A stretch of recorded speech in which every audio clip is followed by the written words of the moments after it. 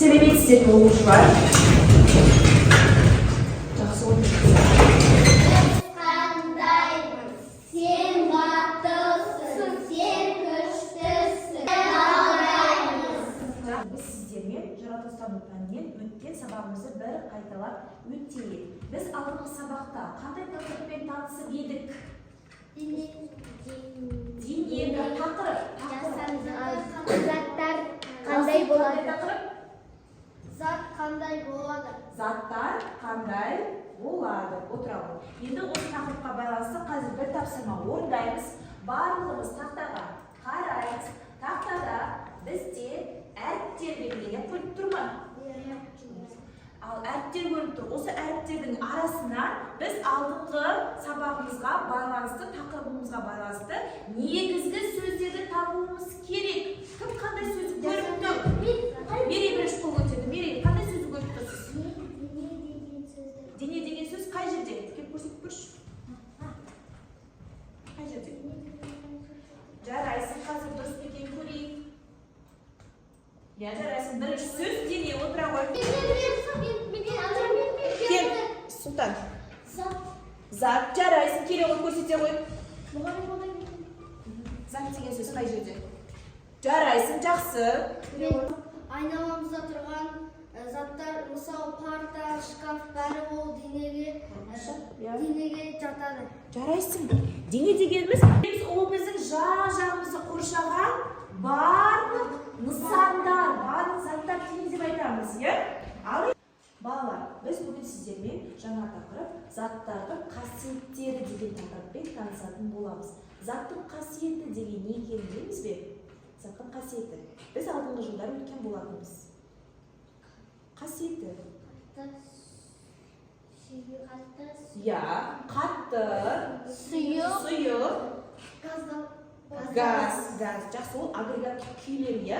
Қасиеті дегеніміз бір заттың өзіне ғана тән қасиеті немесе басқа заттармен ұқсастығын айтуымызға болады. Астындағы суретке қарайықшы. Нені көріп тұрмыз? Қант пен тұз. Қант пен тұз. Өзіне тән қандай қасиеті бар тұздың? Тұз қандай?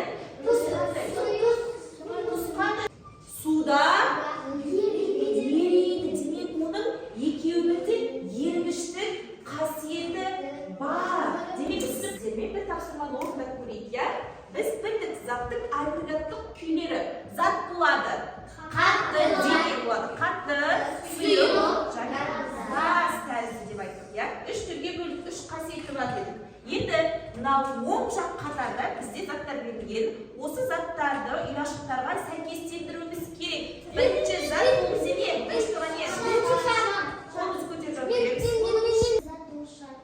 Қандай күйде кездеседі? Үш күйдің қайсысында? Шардың ішінде не бар? Ауа бар. Ауа енді ол қатты бола ма, сұйық бола ма, әлде газ тәріздес бола ма? Дұрыс айтасың. Отыр. Келесі бізде бұл не? Мұз. Мұз. Мұз қатты болады. Қатты. Жақсы. Отыра ғой. Біз қазір сіздермен бірге зерттеу жұмысын жүргізетін боламыз. Зерттеу жұмысына қажетті заттарымыз міне партаның үстінде тұр, иә? Бізге қажет шеге, тұз, су және шыны, кесе. Бірінші зат ол бізде шеге, иә? Шеге. Енді мынау кесемізге қараймыз бақылау парағына. Бірінші бағаны түсінде тұр. Шегенің түсі қандай? Сұр. Бақылап отырған оқушы сұр деп жазады. Келесі күйі. Агрегатқа күйі қандай?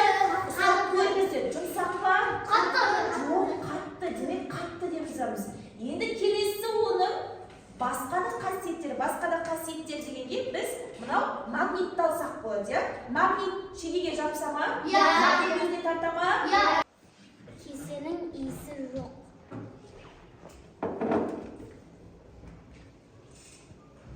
Тұз. Түсі ақ. Иісі жоқ. Жақсы. Ал енді біз қазір сіздермен сабақты қорытындылау мақсатында бүгінгі сабағымызда тақырыбымыз бойынша өткен жаңа ақпаратты қорытындылау тестін өтетін боламыз. 6 сұрақ және 4 нұсқалы жауап. Bir нұсқаны таңдайсыздар, аты жөндеріңізді жазып тапсырасыздар. Өздік жұмыс, түсінікті ме?